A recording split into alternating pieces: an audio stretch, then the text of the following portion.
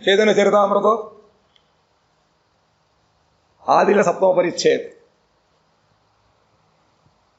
এখানে আমাদের গৌড়ীয় বৈষ্ণবের ভাষ্যটা সম্বন্ধে মহাপ্রভু এখানে স্থাপন করছেন। পরিণামবাদ व्यासेर सूत्रे ते कोहे परिणामवाद व्यास भ्रांत बोली तार उठाइलो विवाद।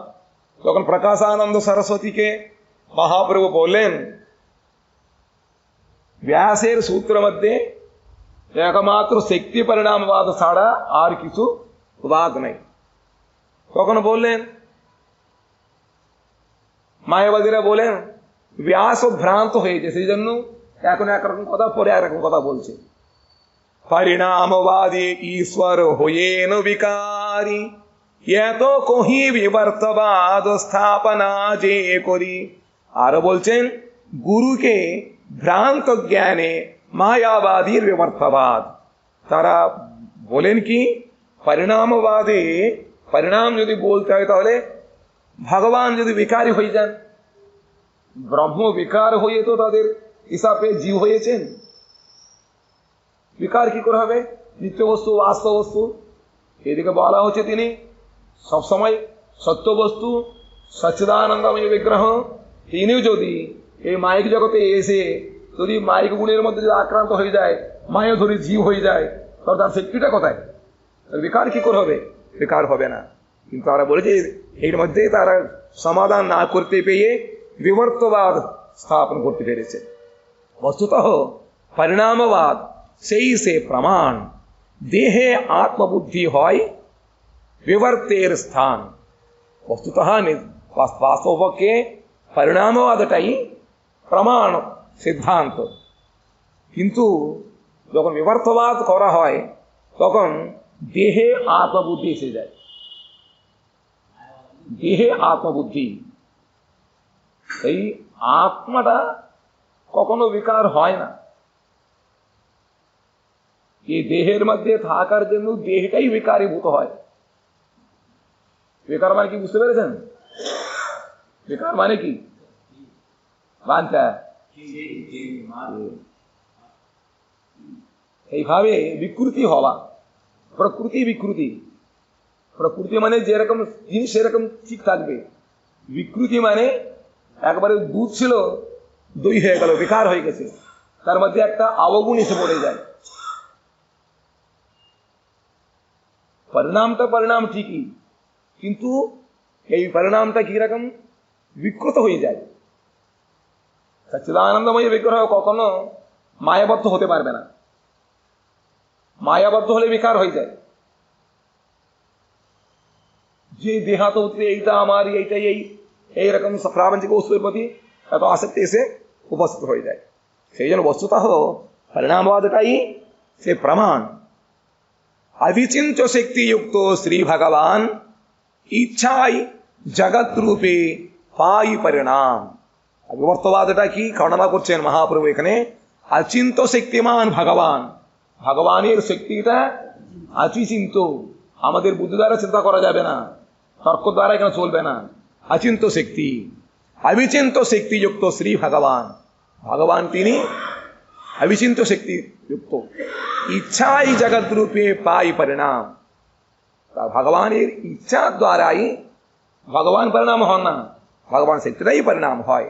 তথাপি অচিন্ত্য শক্তি হয় অবিকারী প্রাকৃত চিন্তামণি তাহি দৃষ্টান্ত ধরি। এখন ভগবান তিনি অবিচিন্ত শক্তিযুক্ত হয়ে এ সমস্ত সৃষ্টি হচ্ছে, তথাপি অচিন্ত শক্তি হয় অবিকারী। ভগবান একই যেরকম সেরকম থাকেন, পূর্ণমদ পূর্ণমিদম বললেও এই শ্লোকটা একমাত্র যে চিন্ময় প্রপঞ্চে ছাড়া এই প্রপঞ্চে চলবে না। ভগবান পূর্ণ ছিলেন, ভগবান জীব হয়েছেন তখনও পূর্ণ আছেন, তা বলে চলবে না। ভগবান তিনি কৃষ্ণরূপে পূর্ণ, নারায়ণ রূপে পূর্ণ, যে কোনো অবতার হোক না কেন তিনি সদা পরিপূর্ণ।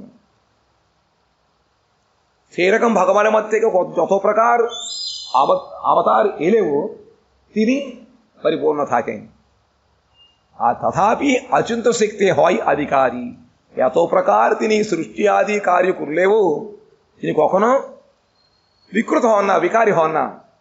প্রাকৃত চিন্তামণি তাহি দৃষ্টান্ত ধরি, এক জগতের মধ্যে চিন্তামণি একরকম মণি আছে, ওইটা আজকাল দেখা যাবে না, অনেকদিন আগে ছিল, সেইটা প্রমাণ এখানে দেখাচ্ছেন। নানা রত্ন রাশি হয় চিন্তামণি হইতে, তথাপি মণি রহে স্বরূপে অবিকৃতি। বিভিন্ন রকম রত্ন রাশি চিন্তামণি থেকে আসে, চিন্তামণির কাছে আপনি যেটা চাবেন সেটা আসবে, রত্নগুলো আসবে, সোনা সব কিছু আসবে, কিন্তু চিন্তামণি চিন্তামণি রকম থাকবে, তার কোনো বিকৃত হয় না, বিকার হয় না, তার শক্তি কমবে না, তার নাম চিন্তামণি।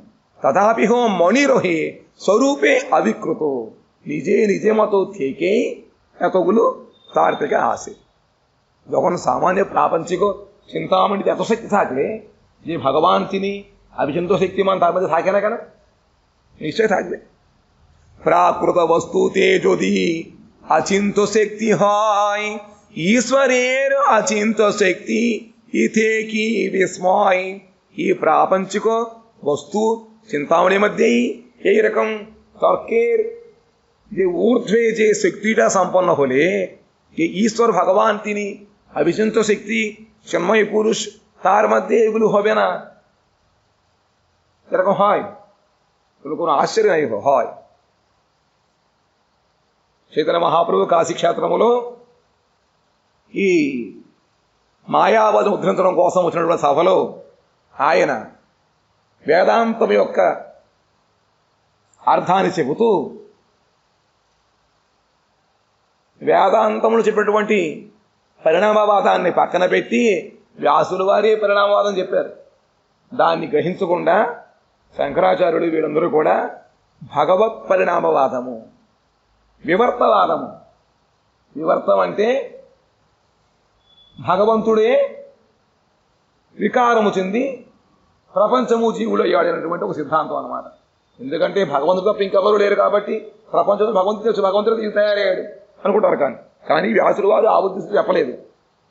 అందుకనే వాళ్ళేమో దీనికి సమాధానం చెప్పలేక చివరికి వ్యాసుడు భ్రాంతిని పొందాడు అంటారు. వ్యాసుడు సాక్షాత్ భగవంతుడు అవతారం అయినప్పుడు ఆయనలో భ్రాంతి ఎందుకు ఉంటుంది? భ్రమ ప్రమాద విప్రలిప్స కరుణాపాడు దోషములు ఈ ప్రాపంచిక మానవుడికి తప్ప ఆ లోకం నుంచి వాళ్ళకి ఉండవు అన్నమాట. కాబట్టి వ్యాసుడు ఎప్పుడూ కూడా భ్రాంతి కావలేదు, ఆయన శక్తి ప్రమాదం చెప్పారు అని చెబుతూ దానిని ఇక్కడ మనకి కొన్ని ప్రమాణం ద్వారా చెబుతున్నారు. పరిణామవాదే ఈశ్వర హొయ్యేని వికారి. వాళ్ళకి ఇప్పుడు పరిణామవాదం వివర్తవాదం వచ్చేటప్పటికీ అక్కడ బ్రహ్మము పరివర్తన చెందుతూ ఉంటుంది, కానీ బ్రహ్మం ఎప్పుడు పరివర్తన చెందదు, నిత్యము, ఎప్పుడు సత్యము, సచ్చిదానంద విగ్రహం అటువంటి భగవంతుడు ఎప్పుడు కూడా వికారం ఉండదు. కాబట్టి దీనిని వివర్తవాదం స్థాపనం చేశారు. వస్తుత నిజానికి పరిణామవాదయే ప్రమాణమైనటువంటిది. శక్తి భగవంతుడి యొక్క శక్తియే ఈ విధముగా పరిణామం చెందింది తప్ప భగవంతుడు ఇప్పుడు కూడా పరిణామం చెందడు అని చెబుతూ ఈ వివర్తవాదం వలన దేహాత్మ బుద్ధి అనేటువంటి ఒక అపజ్ఞానము, అబద్ధముతో కూడినటువంటి ఒక జ్ఞానం వస్తుంది. కాబట్టి దాని వలన చాలా మనకి అపాయములే తప్ప ఎటువంటి మనకి ఆ భగవత్ పదాన్ని చేరిన మార్గము మనకి లభించదు. ఇంకా భగవంతుడు ఆయన అవిచించ శక్తియుక్తుడు. ఆ ఎన్ని రకముల శక్తి ఉన్నాయి అంటే మనం ఒక మానవ బుద్ధి ద్వారా దానిని మనం తెలుసుకోలేము. అందాజ్ అంటే ఒక ఆసుకి మనం ఒక విధంగా వేయలేము అన్నమాట. ఆ భగవంతుడు తన యొక్క ఇచ్ఛ మాత్రము చేతనే, ఈ సంకల్పము మాత్రము చేతనే ఈ అనంత కోటి బ్రహ్మాండములు పుడుతున్నాయి, లయమైపోతున్నాయి. తథాపి అయినప్పటికీ కూడా ఆయన చెక్కు చెదరకుండా ఉంటున్నాడు. దీనికి ప్రాపంచిక ఉదాహరణ ఏమిటంటే చింతామణి. చింతామణి ఒకటి ఉండేదిట, ఇక ఇప్పుడు ఎక్కడ ఉంటే లోకం ధ్వంసం అయిపోయేది. చింతామణి ఒకప్పుడు ఉండేదిట, అది మహామహారాజులు లేదా మహా ఋషులు ప్రజల క్షేమం కోసము దానిని ఆశ్రయించి చేస్తూ ఉండేవారు. ఆ చింతామణి తాను చింతామణిలాగానే ఉంటూ ఎవరైతే ఏమి కోరుకుంటూ ఉంటారో దానికి అన్ని రకాల రసములు కూడా ఇస్తూ ఉంటుంది. కానీ దాంట్లో ఎటువంటి రసము హాని తగలదు. మామూలుగా మనం పర్వతం నుంచి కొంత భాగం తీసేసట్లేదు, పర్వతంలో ఎంత భాగం తీసినా అంత భాగం అంతా లోటుతో ఉంటుంది. కానీ ఈ చింతామణి అలా ఉందట, ఎన్ని కోరుకుని నేను వస్తుంటే కానీ అందులో ఎటువంటి ఏ గుణం చెప్పకుండా ఉంటుంది అనమాట. ఆ విధంగానే భగవంతుడు కూడా ఈ ప్రాపంచిక చింతామణి అంతే ఇంత శక్తి ఉన్నట్లయితే అప్రాకృతుడు చిన్నమయుడు అధుషుడు భగవంతుడు ఎందుకు ఉండదట? కాబట్టి ఇది విశ్వసింపదగినది. ఆ భగవంతుడు ఆయన దివ్య చింతామణి ధామ ఇలా ఉంటాడు. కాబట్టి ఆయన నుంచి ఈ విధముగా ఎన్ని రకముల సృష్టి అయినప్పటికీ కూడా చెక్కు ఎదరకుండా ఆయన అలాగే ఉంటాడు. కాబట్టి భగవంతుడు వికారం వికృతి చెందడు అని సిద్ధానికి స్థాపించారన్నమాట. ప్రాకృత వస్తు తేజోది అవిచింత శక్తి. ఈ ప్రాపంచిక వస్తువు అందే మనకి ఊహగా అందనటువంటి ఇంత శక్తి ఉన్నప్పుడు ఆ అప్రాకృత వస్తువు ఎందుకు ఉండదు? ఉంది అనడంలో సందేహం ఏముంటుంది? దీని గురించి 4 పేజీలు వ్యాఖ్యానం రాశారు. ప్రణవుసే మహావాక్కో వేదేరు నిదాన్ ఈశ్వర స్వరూప ప్రణవు సర్వ విశ్వధాం. ప్రణవు ఓంకారం అనేటువంటిది మహావాక్యంగా నిర్దేశించారు. మహావాక్యము అంటే ఏ వాక్యము గ్రంథములో ఎక్కువ సార్లు కనపడుతుంది దాన్ని మహావాక్యం అంటారు. కానీ శంకర సంప్రదాయం వాళ్ళు 4 మహావాక్యాలు చెప్పారు.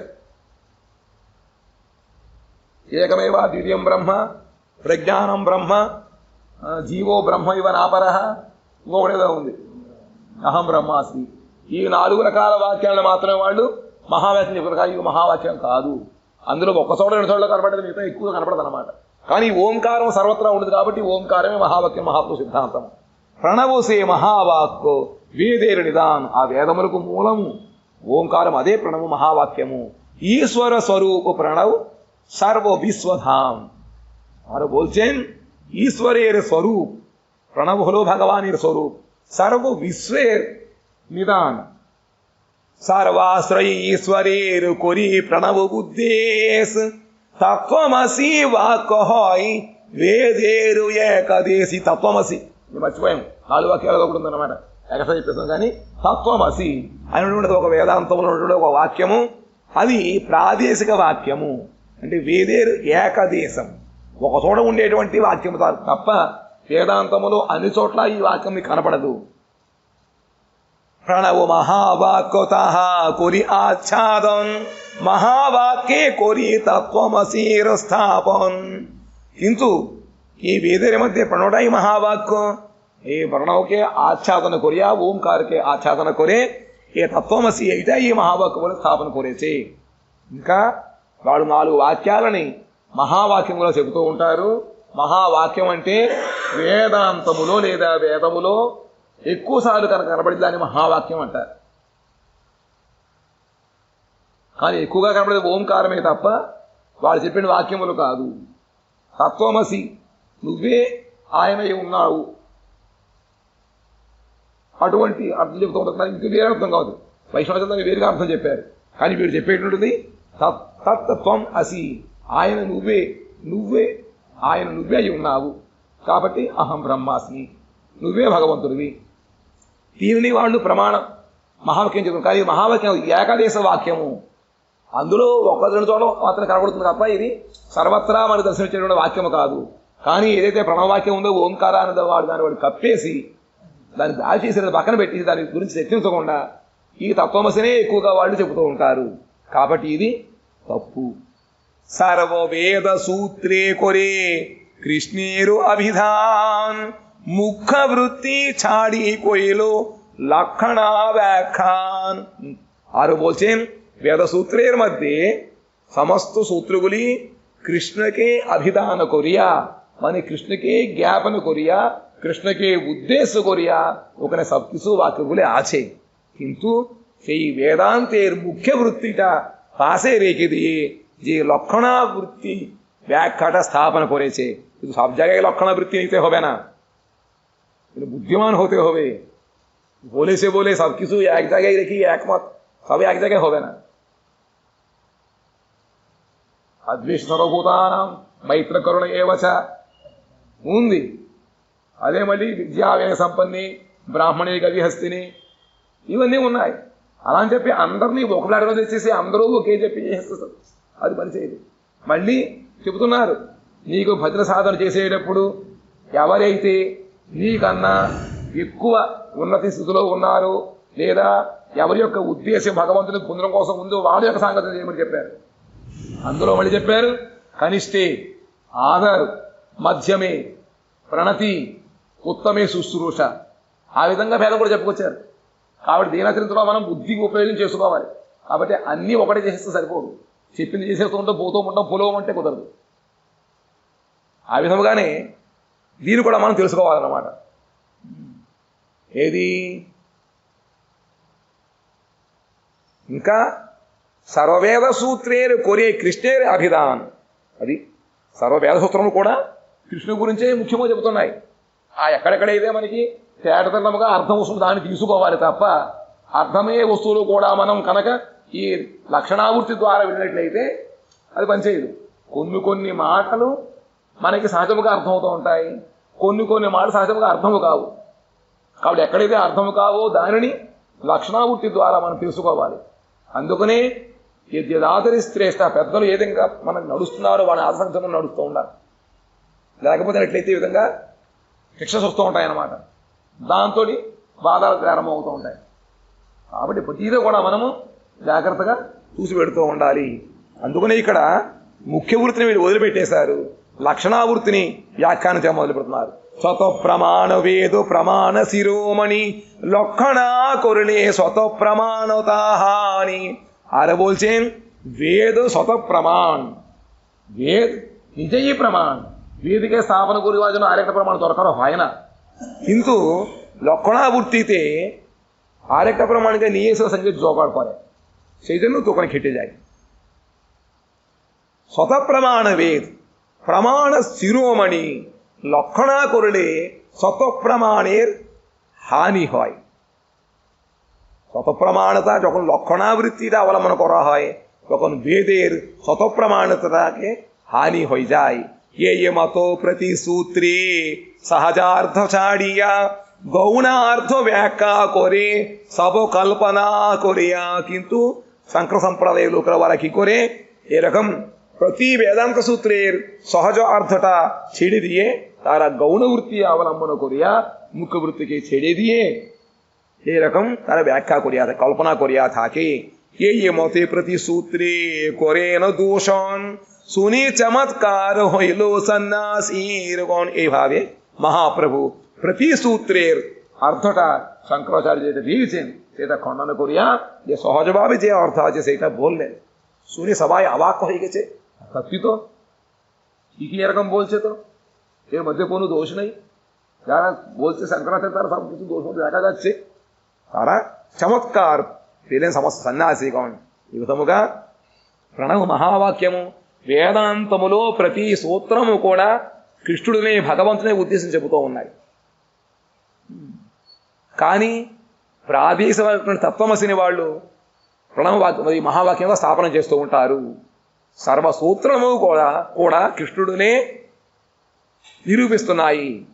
కాబట్టి ముఖ్య వృత్తిని వదిలిపెట్టి ఎప్పుడైతే లక్షణావృత్తి ద్వారా వెళుతూ ఉంటామో అప్పుడు ఆ అర్థము ద్వారా వచ్చేటువంటి ఏ ప్రతిపాదిత వస్తువు అక్కడ మాయమైపోతూ ఉంటుంది అన్నమాట. వేదాంతము స్వతప్రమాణము, ప్రమాణ శిరోమణి చెప్పారు వేదాంతములకు. ఆ వేదాంతమును ప్రమాణం తీసుకోకుండా వేదాంత సూత్రంలో వ్యాఖ్యానం చెప్పి ఇంకొక ప్రమాణం తీసుకుంటే ఎలాగా? సహజ ముఖ్య వృత్తి లక్షణావృత్తిని గౌణ రకాలు ఉన్నాయి. ముఖ్య వృత్తి గౌణ వృత్తి లేదా లక్షణావృత్తి. ముఖ్య వృత్తి అంటే ఉన్నది ఉన్నట్లు జాగ్రత్తగా మనం గ్రహించడం. లక్షణావృత్తి అంటే ఎక్కడైతే ముఖ్య వృత్తి ద్వారా మనకి అర్థము బోధకమేము కాదో అప్పుడు ఇంకొక ప్రమాణాన్ని అనుసరించి మనం చేసుకోవడం. కానీ వేదములో చాలా సూత్రములు ముఖ్య వృత్తిని అవలంబించే అర్థం చేసుకోవాలి. అలా చేయకుండా సహజముగా అర్థం ఏంటి వాటికి కూడా మనం కనుక వ్యాఖ్యానం ఇంకోరంగా చేసినట్లయితే ఆ ముఖ్య అర్థం ఏదైతే అది కప్పబడిపోతుంది అన్నమాట. ఆ విధముగా శంకరాచార్యులు చాలా చోట్ల ఈ ముఖ్య అర్థాన్ని వదిలిపెట్టేసి గౌణ అర్థాన్ని కల్పితము చేసేయడం వలన వేదాంతం యొక్క అసలు తాత్పర్యం అంతా కూడా అక్కడ అంతర్ధానం అయిపోయి మాయావాదం ఏర్పడింది. ఈ విధముగా చైతన్య మహాప్రభు ప్రతి సూత్రం యొక్క వ్యాఖ్యానము చేస్తూ ఆ లక్షణావృత్తిని పక్కన పెట్టేసి ముఖ్య వృత్తి చూసేటప్పటికే అందరూ ఆశ్చర్యం ఆశ్చర్యం పడ్డారు అందరూ కూడా. ఇంత సహజముగా తేడతలముగా అర్థాన్ని ఈ విధంగా ఎందుకు వీళ్ళు తిప్పి చెబుతున్నారు అని చెప్పి అనుకుని వాళ్ళు మహాప్రభు యొక్క ఆ వ్యాఖ్యానము ఆమోదించారన్నమాట. సకల సన్నాసి కొహే సునోహ శ్రీపాద్ తుమి జే కొండిలే అర్థ ఏ నహే వివాద్ ఆచార్య కల్పిత అర్థ ইহা সবে জানি సంప్రదాయ अनुरोधे तत्व ইহা মানি। तो सन्यासी भाई बोलছেন, हे श्रीपाद श्रीपाद चैतन्य महाप्रभु শুনুন, আপনি যেটা বলছেন সব ঠিকই আছে, আমরা বুঝতে পারছি, কিন্তু কি করব, আচার্য শঙ্করাচার্য কল্পিতার্থ আমরা জানতে পারছি, কিন্তু সম্প্রদায়কে ঠিকই রাখানোর জন্য আমরা এইগুলি মানতে হচ্ছে। అంటే ఇట్లా మహాప్రభు చెప్తున్నాను కూడా వాళ్ళు చక్కటి అర్థం గారి వ్యాఖ్యాన సందర్భంలో అర్థమైంది. వాళ్ళు అంటున్నారట, ఓ శ్రీపాద మహాప్రభు వినండి, మీరు చెప్పినంత చక్కగా బాగానే ఉంది, నాకు కూడా అర్థమవుతోంది, దీని ద్వారా శంకరాచార్యుల వారు కల్పితార్థం చెప్పేది తెలుస్తోంది, అయినప్పటికీ ఏం చేయమంటారు, సంప్రదాయం నిలబెట్టడం కోసం అని చెప్పి మేము దాన్ని ఒప్పుకు తప్పటం లేదు, అందులో ఉన్నందుకు గాను మన మనసు ఒప్పుకోకపోయినా కూడా మేము చేస్తున్నామని చెప్పి వాళ్ళు మహాప్రభు అసలు హాస్యం చెప్పేశారన్నమాట। ముఖ్యార్థ వ్యాఖ్యా করো দেখি তোমার বল, মুখ্যার্থে লাগালো প্রভু সূত্র সকল। আর কি বলছেন, সমস্ত সূত্রের ব্যাখ্যাটা মুখ্যার্থ সহিত ব্যাখ্যা করতে বললেন, তোমার কি বলা আছে সব কিছু প্রমাণ করো বললেন। কারা সেই মায়াবাদীরা। তখন মহাপ্রভু মুখ্য অর্থটা সমস্ত সূত্রে যখন ব্যাখ্যা করতে লাগলো, তারা সবাই আশ্চর্যিত হয়ে গেছে। বৃহৎ বস্তু ব্রহ্ম কহি শ্রী ভগবান শব্দের মুখ্য অর্থটা কি রকম, বৃহৎ বস্তু ব্রহ্ম কহি শ্রী ভগবান ষডবিধ ঐশ্বর্য পূর্ণ পরতত্ত্ব ধাম স্বরূপ ঐশ্বর্যে তার নাহি মায়া গন্ধ, সকল বেদের হয় ভগবান সে সম্বন্ধ, তারি নির্বিশেষ কহি চিৎশক্তি না মানি, অর্ধস্বরূপ না মানিলে পূর্ণতা হয় হানি। আর প্রভু ব্যাখ্যা করছেন ভগবানের শব্দের ব্যাখ্যাটা, বৃহৎ বস্তু ব্রহ্ম বলতে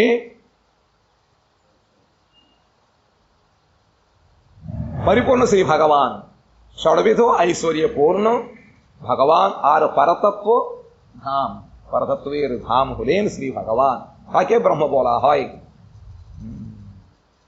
আর বলছেন এখানে 40 বৃহদারণ্যক উপনিষদে বলছেন, পূর্ণমদ পূর্ণমিদম পূর্ণাৎ পূর্ণমুদচ্যতে পূর্ণস্য পূর্ণমাদায় পূর্ণমেবাবশিষ্যতে ইত্যাদি वाक्य षडैश्वर्य पूर्ण परतत्व के बृहद वस्तु बोला हुआ छे।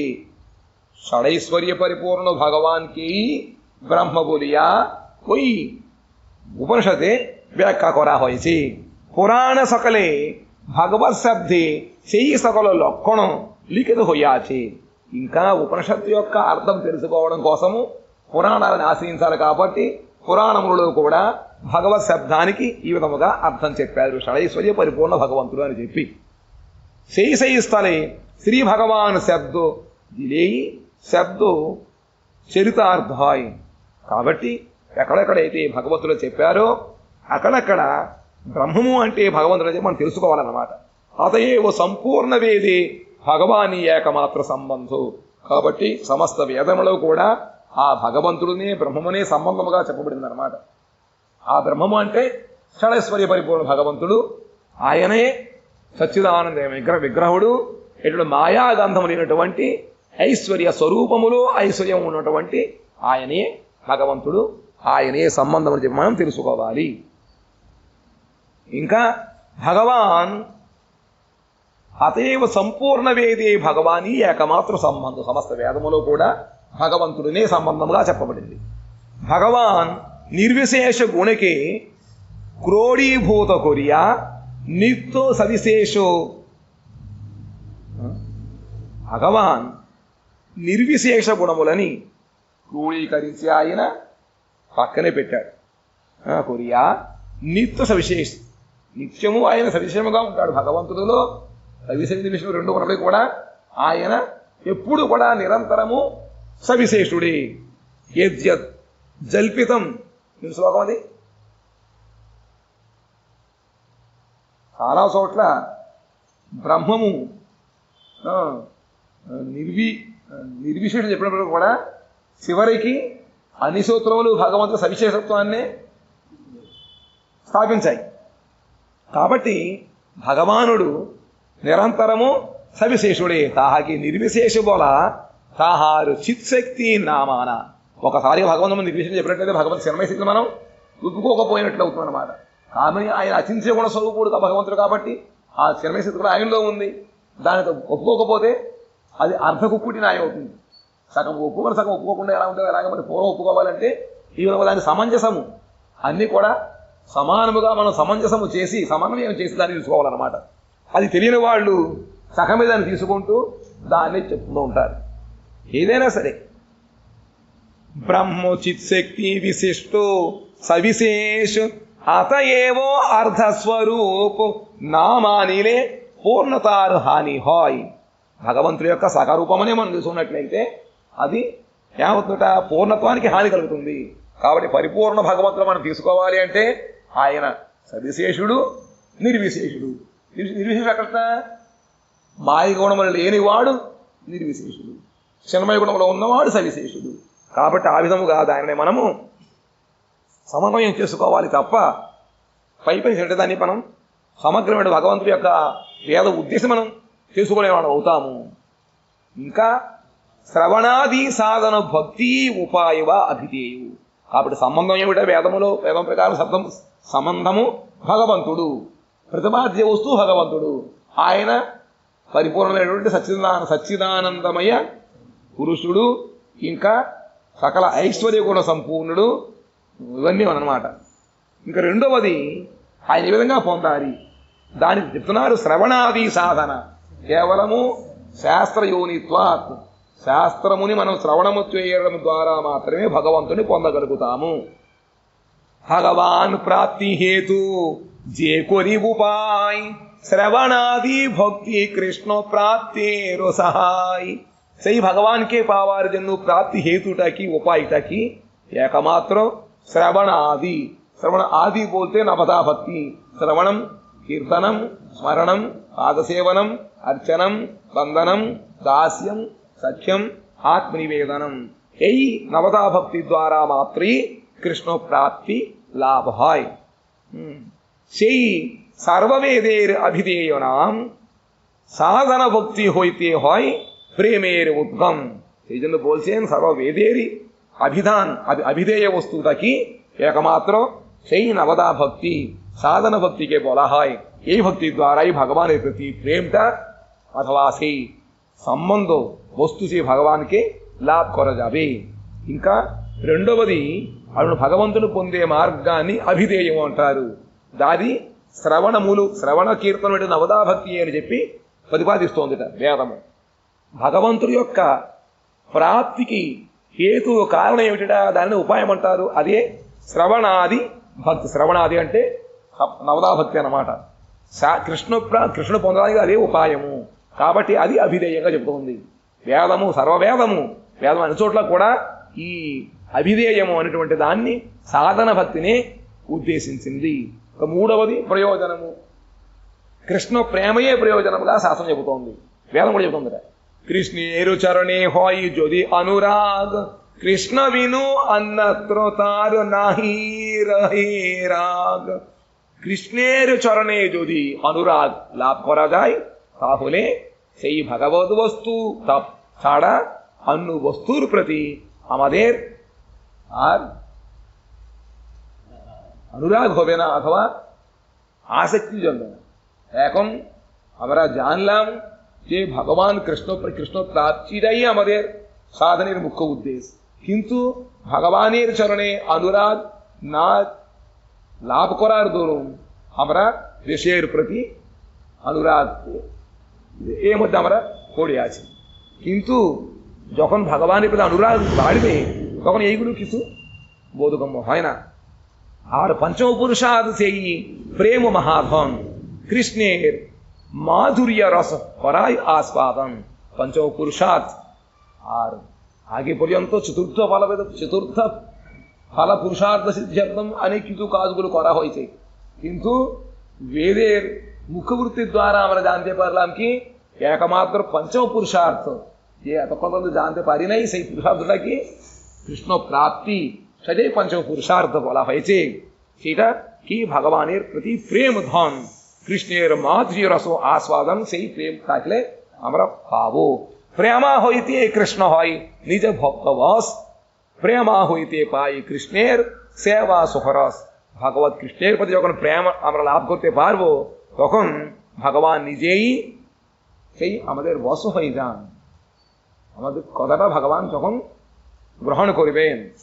আর প্রেম দ্বারাই ভগবানের সেবা সুখটা লাভ। সেবার মধ্যে সুখ আছে, কিন্তু সুখটা লাভ করতে পারলে কষ্ট লাগছে কেন? ভগবান সেবাগুলো করতে আমাদের পরিশ্রম মতো বোধ হয় কেন? ভগবান কিন্তু অনুরাগ নাই। যাদের প্রতি প্রীতি আছে তার সেবা করলে আমাদের যেরকম সুখ হয়, সেই রকম ভগবানের চরণে যদি প্রীতি যখন জন্ম হয়, তখন তার সেবাটা করলে আমাদের సుఖ విధానం హాయ్. ఈ విధముగా వేదాంతములో ఉన్నటువంటి సంబంధ అభిధేయ ప్రయోజనం చెప్పిన ప్రయోజనం ఏంటంటే భగవంతుడి యొక్క ప్రేమను పొందడమే అది ప్రయోజనము. అదే పంచపురుషార్థము. ఇంతకు ముందు వరకు 4 పురుషార్థాలు చెప్పారు, కానీ పురుషార్థాలు కాదది. కేవలము ఈ భగవత్ ప్రేమ, కృష్ణుడి ప్రేమను పొందడమే పంచపురుషార్థం అన్నమాట. అది ఎలా పొందుతామంటే పైన చెప్పారు కదా, భక్తి ద్వారా. ఎప్పుడైతే ఈ నవతా భక్తి ద్వారా శ్రీకృష్ణ చరణారవిందం మనకు అనురాగం కలుగుతుందో, అప్పుడు విషయాలు మనకు విరాగం వస్తుంది. అప్పుడు ఆ కృష్ణుడి యొక్క ప్రేమను పొంది కృష్ణ యొక్క మాధుర్యాసాన్ని మనం ఆస్వాదిస్తూ ఉంటామట. ఆ భగవంతుడి యందు అనురాగము కలగనంత వరకు మనం చేసే సేవ కష్టంగా ఉంటూ ఉంటుంది. కష్టంగానే ఉంటాయి, ఇప్పుడు పని చేయాలి, పనిగా కనపడుతూ ఉంటుంది. కానీ ఎప్పుడైతే భగవంతుడికి అనురాగం కలుగుతుందో, అప్పుడు ఆ సేవ నుండి సుఖాన్ని మనం అనుభవించగలుగుతాము. అందరూ కష్టాన్ని మనం రుచి చూసాము. కానీ ఎప్పుడైతే ఆ సేవను భగవంతుడు స్వీకరిస్తూ ఉంటాడో, మనకి భగవంతుని అనురాగం కలుగుతుందో, అప్పుడు మనకి ఆయన ఆ సుఖములో సేవలో సుఖమును మనం పొందాలి. ఏ విధంగా అయితే మీకు ఇష్టమైనటువంటి వ్యక్తికి కూర్చోబెట్టి పూజనం పెడితే ఆయన బాగుంటుంది, మీకు ఆనందం కలుగుతూ ఉంటుందా? ఆ విధముగానే ఎప్పుడైతే భగవంతుడు మనకు అనురాగం కలుగుతుందో, అప్పుడు ఆయన చేసే పూజ కానీ, ఆయన చేసే వంట కానీ, పరిశ్రమ, ఈ పరిష్కారం పరిశుభ్రం కానీ ఇవన్నీ కూడా మనం చేస్తుంటే లోపల ఆ సేవ సుఖం లభిస్తుందన్నమాట. అంతవరకు సుఖంగా మనం తోచదు. ఆ సేవా సుఖం మనకు పొందాలి అంటే భగవంతుని మన అనురాగం కలగాలి. అనురాగం కలగాలి అంటే నవదాభక్తి ఆచరించాలి. నవదాభక్తి ఆచరించాలి అంటే అసలు భక్తి ఎవరి మీద చేయాలో మనకి తెలుసుకోవాలి. కాబట్టి ఇదంతా కూడా చక్కగా ఉందని చెప్పి మహాప్రభు విడమర్చి ఆ మాయవ సన్యాసులకి కాశీక్షేత్రములో అంతా కూడా వివరించారు. దాని తప్పుని క్షమించండి. వాంఛా కల్పతరుభ్యస్య కృపా సింధుభ్యేవ చ పతితానాం పావనేభ్యో వైష్ణవేభ్యో నమః. 6 గంటలకి